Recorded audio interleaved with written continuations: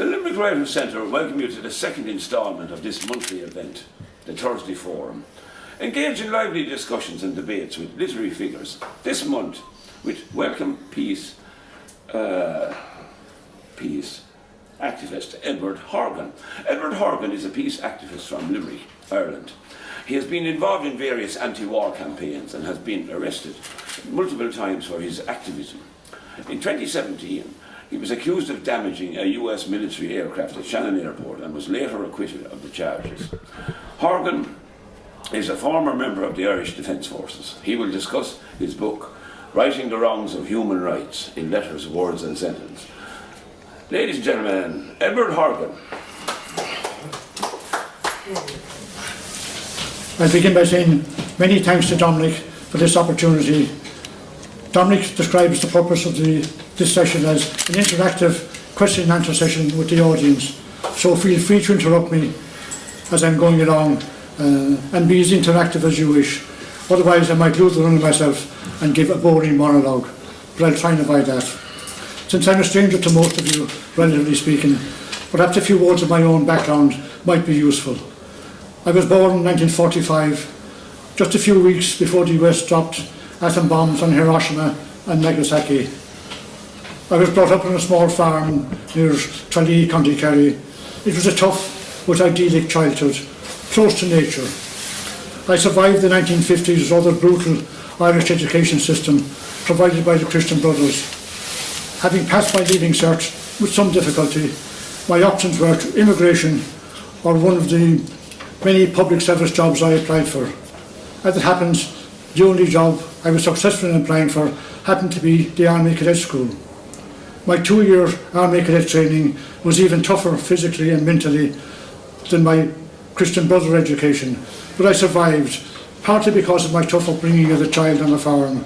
That helped, and even the discipline of working on a farm helped me when I joined the Army also.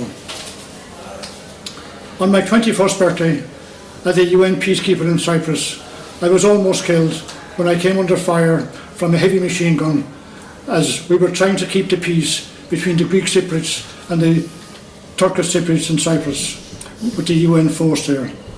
On reflection the following day I decided, hey, my life's going to be short, so I might as well make the best use of it and live a life as useful as possible to everybody else.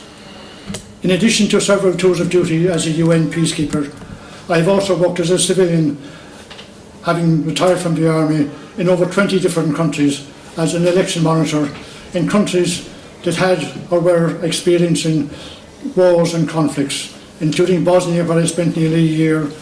I was twice in East Timor, that had just suffered genocide and lost a third of their population. I worked in the Congo for a brief period, Ethiopia, Russia and Ukraine in recent years, observing the elections there. I have always been altruistically inclined, with a strong emphasis on human rights and international peace. Right now we are all witnessing brutal conflicts and human rights abuses in the Middle East, Ukraine, Sudan and elsewhere. While the Palestinian and Israeli people who are being killed are the primary victims of all this violence, as are those being killed in Ukraine and other conflicts. Millions of people globally are being traumatised by what we are witnessing on our television screens each night. We feel powerless, especially if we feel we can do nothing about the slaughter that we are witnessing. The reality is that quite a lot we can do, in fact, and should do. Writing letters to the paper is just one such thing we can do, and which I've been doing quite a lot of. But on their own, letter writing and the likes are not enough. Actions speak louder than words. We must take action to hold our national and international leaders accountable. However, in my case, that's another day's work. And as you mentioned early on, I have been fairly active out at Shannon Airport and elsewhere, protesting against Irish complicity in unlawful wars around the world. I had been arrested, I think, up to 10 times, brought to the courts on quite a few occasions. I took the Irish government to the High Court in 2003 on the basis that they were breaching Articles 29, 28 of the Constitution, and also they were in breach of international laws. Taking the government to the High Court is a challenging affair, financially and otherwise. Before we took the case, my solicitor sat me down and said, "Hey Ed, I'm obliged to tell you, if you lose this case, and there's a reasonable chance that you might lose it, or that you will lose it, the state may well come after you for the state's costs." As it happens, I lost most of the case. I lost the two constitutional issues, shouldn't have, but the courts at the time, and still, are very slow to find against the government. Fortunately, I won a third of the case. I won on the issue that the Irish government was in clear breach of international laws on neutrality. Of course, the fact that I'd lost most of the case, the state didn't come after me for costs. The costs were estimated at least €500,000.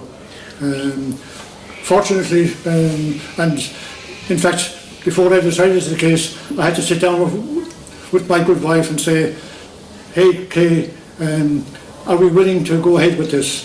And thankfully she supported me in it, and we decided to go ahead regardless. Fortunately, I suppose, our three children were at this stage young adults and reasonably independent. If they were younger, we probably would have had to say no. Thankfully, about a month after the case was finished, the High Court judge ruled partly in my favour. He said the state must pay all its own costs and half of mine. Now, my legal team were quite happy to get half of their costs, so it means a sale of a house, which is nice, particularly in cold weather like this. And that and other things brings me, I suppose, to this particular book of mine. It's a compilation of all the articles and letters I have published over many years. Why go to all this bother and cost of putting such a book together? Many of the letters are over the past 20 years or so, and in most cases they are still very relevant and were written to try in a small way to make the world a better place. It's what I call peace propaganda, and the book is an effort to give the issues discussed a second exposure. Human nature does not really change very much over the years and even over the centuries. The abuses of human rights are not something new. The problem now, in fact, is that the weapons of war and propaganda are so powerful that humanity is facing a number of existential crises, and they are all basically interconnected. The wars that are happening are damaging climate change. Climate change itself and the environmental destruction is causing wars, causing migration problems, causing poverty all over the world. Within the book, there are certain topics such as the Armenian genocide, the value of Irish neutrality, environmental destruction, war and peace, that tend to be repeated in the letters I write, and that need to be exposed and challenged. My letters are also a way of holding those in authority to account. Politicians especially do take heed as to what's said in the papers, and while they mightn't read all the letters of the papers, it's very likely that most of them get one of their assistants to find out what the people are saying about them. Maybe one example would be the situation in Gaza at the moment. Our politicians were very much initially going along with the European Union and our great friends, the Americans, and were slow to challenge what was going on. But with all the protests happening around Ireland, the most recent one in Dublin, I gather, had at least 30 or 40,000 people, in fact, on it just last Saturday. And they have forced the government to change their stance and are taking a more independent line than other European Union countries. Fortunately or unfortunately, they're not coming on strong enough, but at least the most recent effort by South Africa to accuse Israel of genocide, and I have little doubt that what's happening in Gaza is genocide, and it's particularly inappropriate that the Jews in particular, or the Israeli state, having suffered the most horrific genocide that ever occurred, are now doing to the Palestinians what the Germans and a lot of Europeans did to the Jewish people. I might be accused at times, and have been occasionally, of being both anti-American and anti-Jewish. Very clearly, I'm not in either case. I'm partly American, in fact. My grandmother on my father's side immigrated to Chicago, worked there for 5 years and came back, and had my father. My mother worked in Boston for 10 years, in fact, came back and made the mistake of having me or whatever. So I have as many relations in America as I have almost in Ireland. I have campaigned, in fact, for remembrance of the Holocaust. I visited the Bergen-Belsen concentration camp and helped to organise seminars at the University of Limerick on the Holocaust. So there's a huge difference between pro-Jewish and understanding about the Holocaust and being anti-Israeli government. I'm very much in favour of Irish democracy, but I'm also very critical of the way our government behaves on a fairly regular basis. With regard to the book itself, I'm very pleased at the way it's turned out so far, but much less pleased with the difficulties I've experienced along the way getting it published. Perhaps if I had known about the Limerick Writers Centre, I would have learned more, but it's good to learn even in hindsight. Especially in dealing with Amazon.com. Collecting all the letters and articles was a big and very time-consuming task, given that I'm not a very organised keeper of records. Thankfully, the internet helped find most of them. I did try a number of Irish publishers without success, mainly because this sort of book isn't a big seller from a publisher's point of view, so I was left with the option of self-publishing. I opted to do this through an organisation called Books Go Social, founded by Lawrence O'Brien, who has been very helpful, especially with editing, formatting, cover design, and giving me advice on the structure of the book itself. And I do recommend Lawrence O'Brien and Books Go Social. The book is printed and published through Amazon, which I gather print off copies on demand. That part of the Amazon task should have been the easy part. My first difficulty with Amazon was the fact that Amazon.co.uk only do the Kindle version and don't do the printed version. This is probably to do with Brexit or whatever. Also, I've had huge difficulty with Amazon.com based in the UK. If you order my book through Amazon.com in the States for delivery to Ireland, it will cost you over €30 in fact, with cost of shipping, which is crazy. The best place to get it through Amazon, in fact, is through one of the European Union Amazons, particularly the German one, Amazon.de. The second problem I came across was with US-based .com. One is entitled to get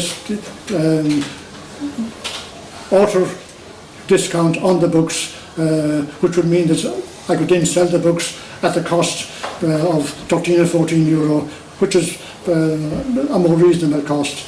I ordered, I think, 20 of the books initially at that discount, and when I went to order more, and you can in fact order up to 1,000, I was then told, sorry, you can only order the books with auto discount on one occasion. And having to deal with Amazon had been a challenge, but at least I'm still young, I'm not even 80 yet, and I'm still learning. I'm a great believer, in fact, in lifelong learning, and that's what I'm doing here today. Anyone who writes so many letters and articles is inevitably opinionated, so feel free to challenge what I'm saying, and if you do get to read my book, I would appreciate letting me know what you think of the book. I'm always prepared to admit that sometimes I get things wrong. I'm only perfect some of the time, and I'm a great believer, as I say, in lifelong learning. Tonight we are focusing on letter writing. In this book I've included 286 letters and articles that I've had published since the 1970s. The first few articles I wrote were during my military days, and were mainly intended for a military audience. Quite a few of these letters have been published in several newspapers, and not all my published letters are included in this book. So the count of letters I've written definitely exceeds 400. Since this book went to print last August, I've had a further 18 letters published, mainly on what's happening in the Middle East. In fact, I've been surprised at how many of my letters have been published, and equally surprised at how few of the letters I submit fail to get published. Why put a book like this together? With the exception of the military articles dated from the 1970s, most of the letters date from the year 2000 onwards, in fact, and in particular from 9/11. We all live in a beautiful but imperfect world, and here in Ireland we live in one of the most beautiful countries. But even in Ireland we have a dark and sometimes traumatic history, including the famine and more recently the conflict in Northern Ireland. In fact, people in Ireland spend a lot of time giving out about the weather. I never do, and for one specific reason. 50 years ago, almost to the month, I spent 6 months in the Sinai Desert, living in a tent with rats and mice and scorpions and whatever. And I realised how inhospitable many parts of the world are. I have never ever since given out about Irish weather. I love Irish weather. A little bit cold tonight, and Ireland as a country, and even our democracy, we are one of the best countries in the world, having worked in well over 20 different countries and visited a lot more. I do give out about Ireland and about the Irish government and about our democracy, but having studied democracy in quite a bit of depth and taught it for a while at the University of Limerick, our democratic system is better than most, in fact. The only problem is we don't tend to use it enough, and we don't tend to hold our leaders to account especially, and that's partly what I'm doing. I will now focus on a selection of the letters. I promise I won't read them all, and the ones I read will be just the shorter ones. The topics I discuss in my letters tend to be very serious topics, so a sense of humour isn't always appropriate, but sense of humour can also be important. I've one letter published in the Irish Examiner in 2004 along these lines. Dear editor, a senior Spanish Socialist Party politician called Jose Bono mistakenly blurted out on live television that Mr. Tony Blair was umbilicus integral, which translated into English means a complete dickhead. Well, yes. In connection with the Iraq War. This was published in the Daily Telegraph. I had been unable to find the equivalent in the Irish language translation for this very appropriate phrase for this war criminal. Count Rishtard just didn't sound quite right. I appealed to the Irish Times readers for some suggestions on this matter. Perhaps our own Bono might offer some help. A prize of a tour of Mrs. House would be offered for the best suggestion. I did get one reply, in fact, about 2 days later, and it came from a John A. Murphy, who I believe is a retired professor and a very renowned professor. UCC. UCD, UCC. Here's what John A. Murphy said. Honning me ar an litter seo ar sieve an Irish Examiner. Here they will borrow fee. Mashiv on will bentige leis an focal langer. Edward Horgan, Irish Examiner's, notes a Spanish socialist unflattering description of Tony Blair as a gilly polis or dickhead, and he wonders if there's an Irish equivalent. Indeed there is, and very precisely so. Browl, to rhyme with growl, is explained in both the Neen and O'Donnell dictionaries as the gland's penis, and is used colloquially to mean an idiot or a blunderer. It is, or at least used to be, a common abusive term in Cork parlance. It is interesting that Langer, another disparaging Cork description, has similar dual meanings, and that's my scholarly contribution to short in the Gaeilge. So that's just a little bit of an aside. In some of the letters I've had written in the meantime, again I'll just read out one relatively short one. It happened to be published on the 1st of November last year, after the Gaza disaster had begun, published in the Irish Daily Mail, Irish Times, Irish Independent, Irish Examiner and the Irish News. So I usually send my letters to a group of papers, and surprisingly, in some cases, all 5 actually published it. Now is the time to sow international peace. UNICEF officials told the UN Security Council emergency meeting that more than 420 children are being killed or injured in Gaza every day. Israeli Prime Minister Benjamin Netanyahu has quoted the Bible to justify Israel's actions in Gaza. The Bible says there's a time for peace and a time for war. This is a time for war. There are many versions of the Bible, and the truth of its messages are often lost in translation or manipulations. Ecclesiasticus 3.78 has one such version, and again I quote the actual thing about time for peace, time for war. It's not the first time that religion and religious beliefs have been misused to justify the unjustifiable. The Middle East and the wider world is being torn apart at present by unjustified wars. In this 21st century of weapons of mass destruction, no war is justifiable, and throughout history, wars were never justifiable when peace, by peaceful means, should always have been possible. Now is the time to sow international peace back together. Now is the time to speak out against war crimes. Now is the time to show love and not hate. And there should never be a time for war. The risk of nuclear war was never greater. It happens, if it happens, there will be no future.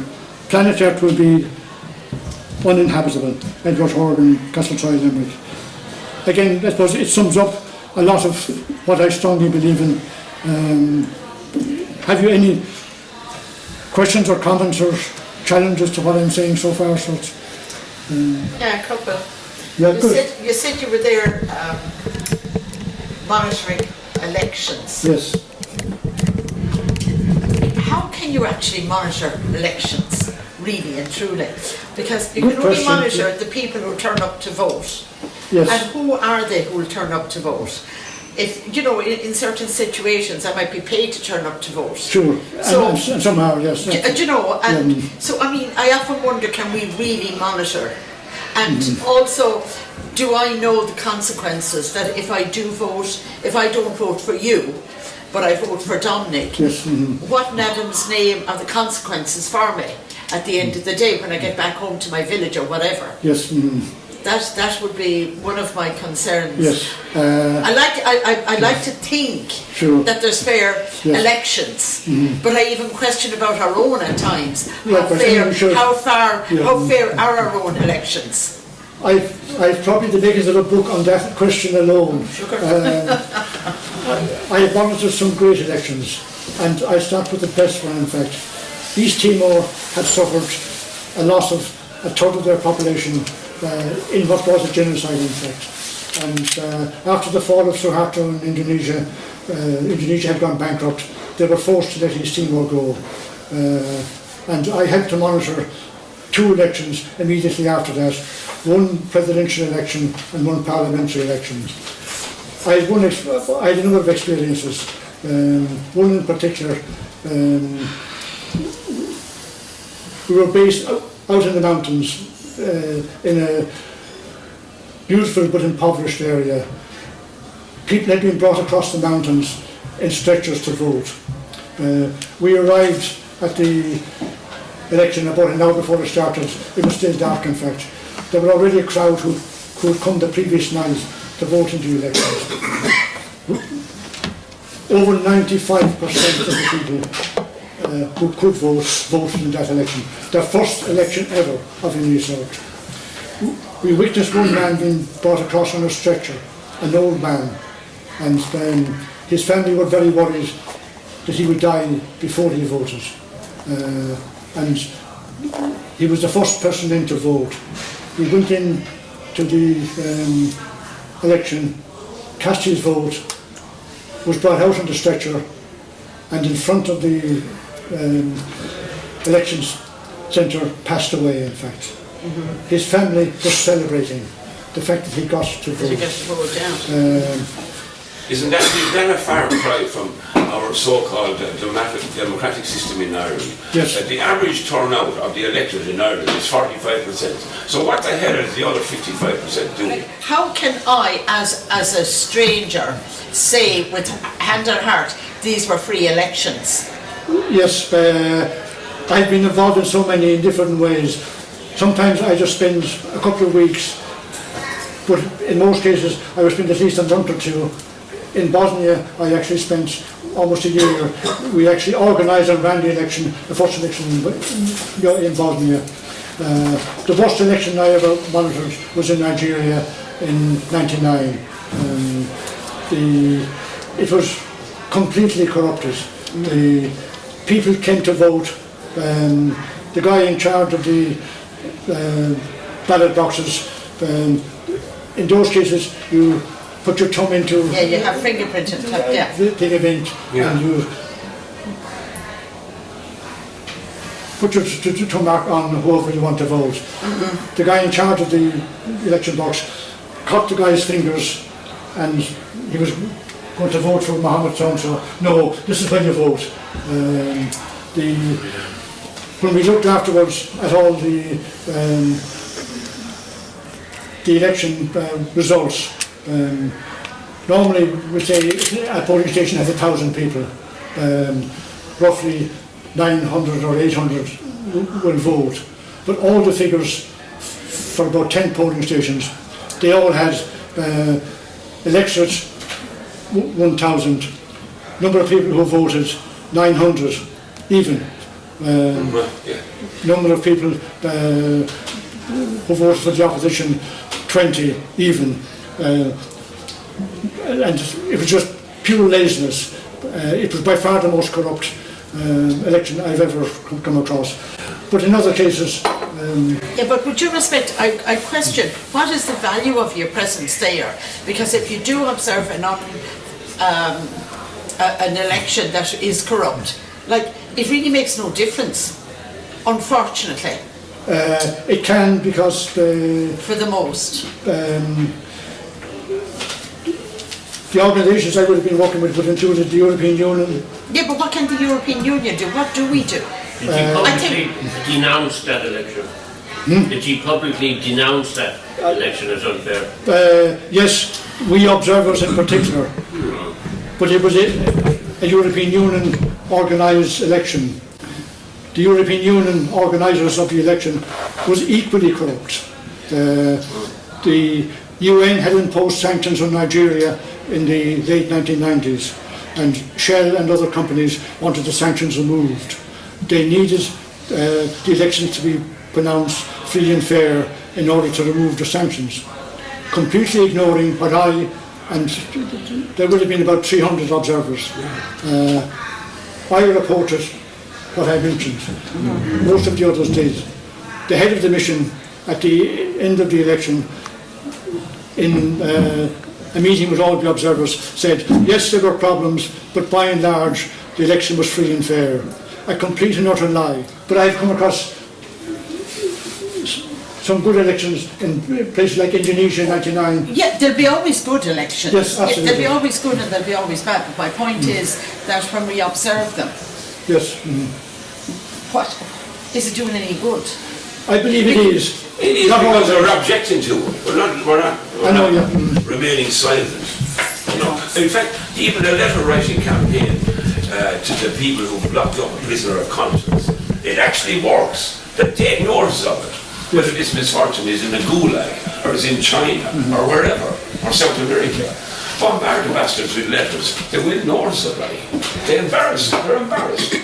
And bearing in mind as well, we kind of white Western European, putting our stamp on another nation. Is that the best way to go about it? Yeah. We were colonised, but we were also the colonisers. We were. We did huge damage in India, Pakistan. We did.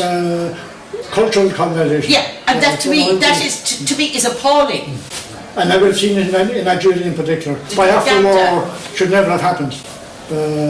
And the Catholic Church played a significant role in the Biafra War. But at least you got a good debate going. Exactly. So what you're saying there relative to the elections in Nigeria and that BP were behind. Yes. Shell in particular. Shell was a Shell. Okay. And BP actually. And BP, okay. It's almost reminiscent of what happened in the Congo. Okay, in that there was elections, but because of uranium there and the desire to have the uranium mined, we saw what happened and subsequently for the Irish troops that were there. So it's very difficult for Westerners, say, even under the umbrella of the United Nations, in that democracy, in setting up a kind of introducing a democratic process of voting, to have it effectively done, that it isn't corrupt to some level. And the other thing is, I suppose, the lack of education amongst the population for the purpose of being able to say that that's Micheál Martin or whoever it is, and that somebody can direct them as to where to put their thumbprint. Yeah. That's the exploitation of these people. Absolutely. You know. In fact, the best organisation I worked for, strangely enough, was the Limerick Writers Centre. And I worked with them in the first elections after the Arab Spring in Tunisia. I worked with them in the Congo and elsewhere, and that organisation tends to be very fair and quite democratic and runs a very good show, in fact. European Union, very problematic in Africa. The OSCE in Eastern Europe, definitely better than the European Union. So, but there are also important human rights issues involved, because human rights will be one of the areas. Had a small incident in Ethiopia in 2010. I was out in over near Somalia, very rough area, out in the desert. The election was completely rigged by the government. It was my job, I was there for 2 months, to meet all the candidates. Couldn't find any opposition candidates. And when I inquired, they were all in prison for traffic offences and whatever. And I couldn't get to see them. I eventually went to the prison one day, way out in the desert, a complete dive of the place, and they managed to see a list of 4 candidates. And of course, I was being accused of interfering or whatever, and almost immediately I had a phone call from our own head of mission. What are you doing, Horgan? You're not supposed to be going to prisons. I said, no, I'm only doing what I'm told, interviewing the candidates. Eventually, we didn't succeed at that point, and the chief of police said this was a civil matter. But about a week later, the 4 candidates who were in prison came into my hotel, thanking me for getting them released. Now, this was happening all over the country, but none of the other monitors dared challenge what was going on. So there are opportunities to do some good in cases like that. The election was a complete farce, and again the European Union, including the Irish ambassador, in my view, produced a report. Wasn't quite as bad as the Nigerian one, but it was also significantly inaccurate, because of all the candidates, there would have been 1,000 candidates across Ethiopia. 97.2 of them were government candidates elected.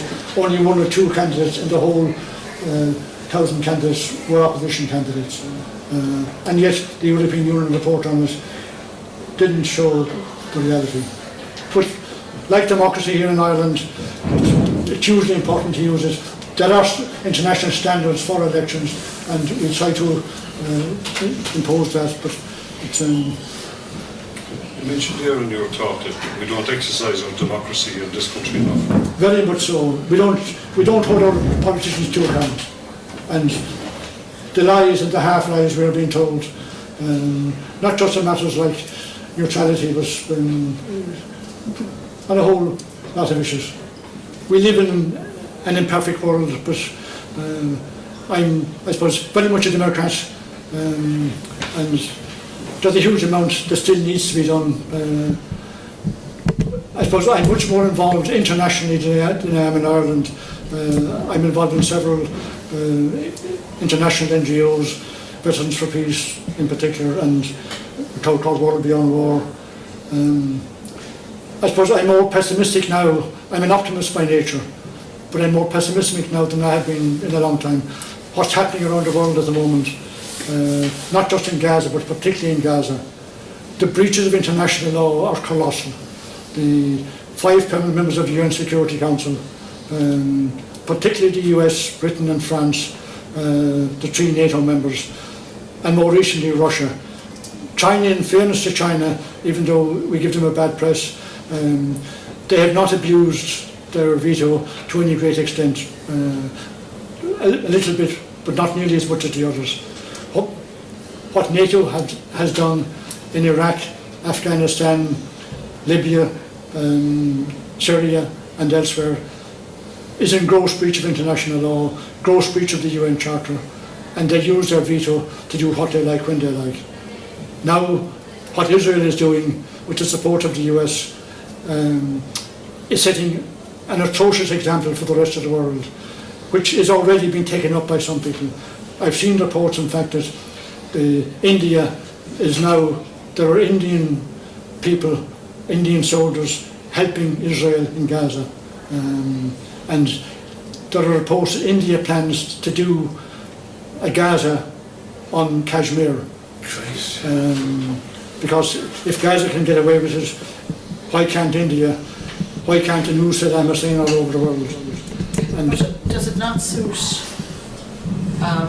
the capitalist society that we live in to have a war? Because Yes. do we not need a war kind of every generation? the fact is the capitalist system, as it has developed, has itself become hugely corrupted. Yeah. And the domination of wealth over the vast majority of the people, not so much in Ireland, but particularly in the what we used to call the third world. Getting back to elections, Good. who are the legitimate elected government in Gaza?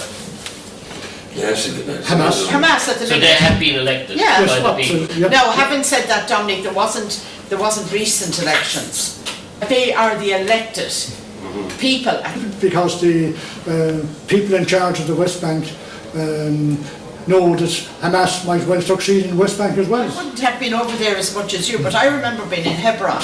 Yes. And I could go Likewise. wherever I wanted. Yeah. And the people who lived there, the locals, there was a bar there and they couldn't go any further. Absolutely. And that to me is morally wrong. But in latter years, before the current situation, okay, with the younger generation of Israelis and Palestinians, there was more interaction. Yes. They were more cohesive as a group, and they were more kind of, how would I say, at that brink of unity, more so than, say, the Catholics and the Protestants everywhere here.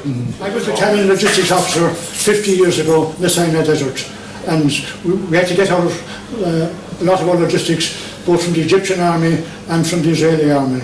So I worked fairly closely with both, in fact, and I was amazed at the inefficiency of the Egyptians and the efficiency and the accuracy of the Israeli army. This is 50 years ago. Has it anything to do with oil or resources that are in the Palestinian? Yes, Gaza. there's oil offshore in both the Israelis' sea area and a significant amount of oil and gas in the Palestine, the Gaza sea area. And yes, it has a lot to do. Israel has already annexed part of the Syrian Golan Heights, mainly because there's oil in it, and they are literally stealing the oil and exporting it over the last several years. It's Syrian oil, or was, or should be, and they now want to get their hands on the gas oil also. But it's also, apart from all that, in my view, clear unadulterated genocide. And again, I've studied genocide. I have a particular interest in the Armenian situation. I've worked there twice and made some good friends, and I've gone back and studied genocide over the last 150 years, and the extent to which genocide continues. You might wonder why does it keep happening. It keeps happening partly because it's been successful in most cases. The Germans and the Europeans solved what they saw as the Jewish problem by killing 6 million of them. Ottoman Turks succeeded in removing all the Armenians virtually from Turkey, stealing all their properties. killing 1.7 million of them. And in fact, the white man in North America had a good run at Absolutely. taking out the Native American. And our own famine mightn't have been classic genocide, but it was approaching it. So at the end of the day, if you analyse wars, there's a profit motive somewhere. That's for sure. Yeah. Talk about elections and democracy. But isn't democracy under threat completely globally now? If you look at the Americans' elections, look at Russia, you know, That the would be movement of any consequence, opposition. Okay, so all of this is breaking down. Meanwhile, you have this mass movement of migrants. And look what's happening in Sweden at the moment. Yes.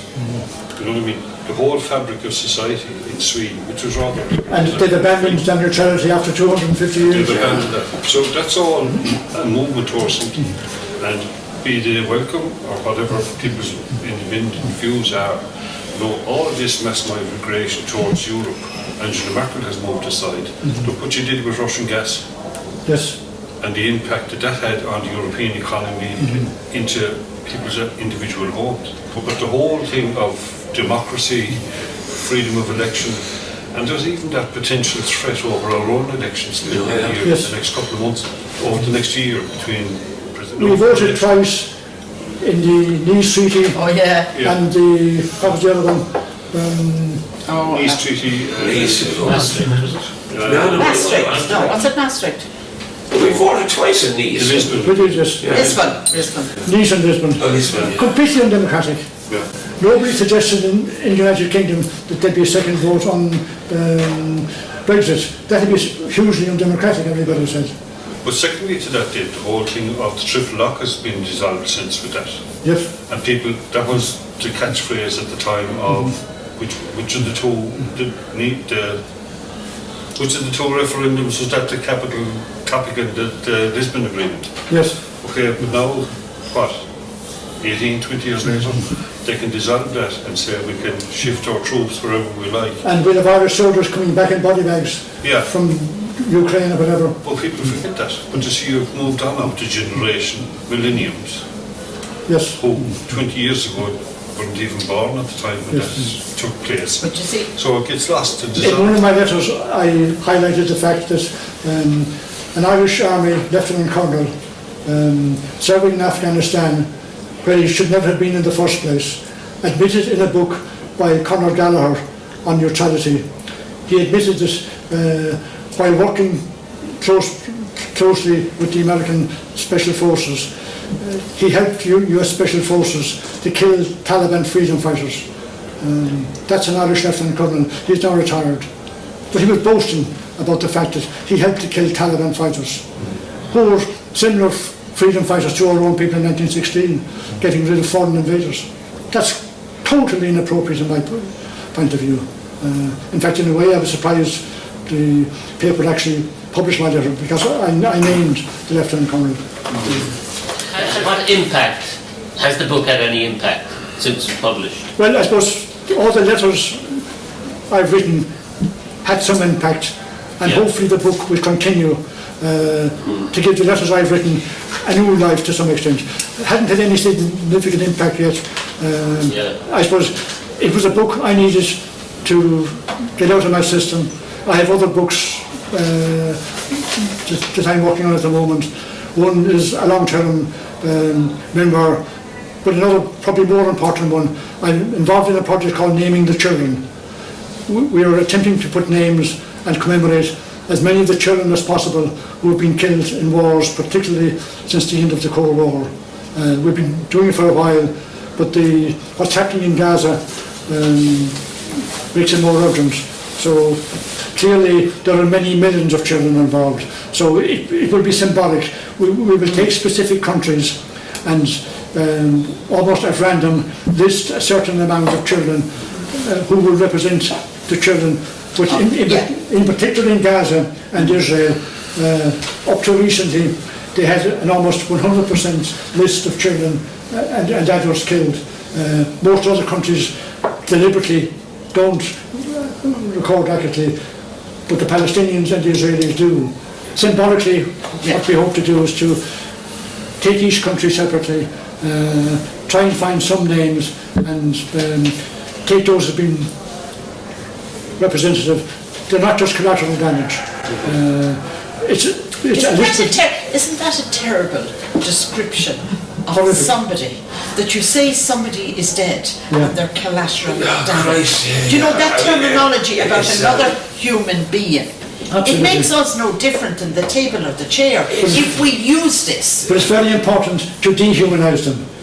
I'd like to thank Edward for a very stimulating, argumentative, we're a small but perfectly informed audience, and we'll continue to be.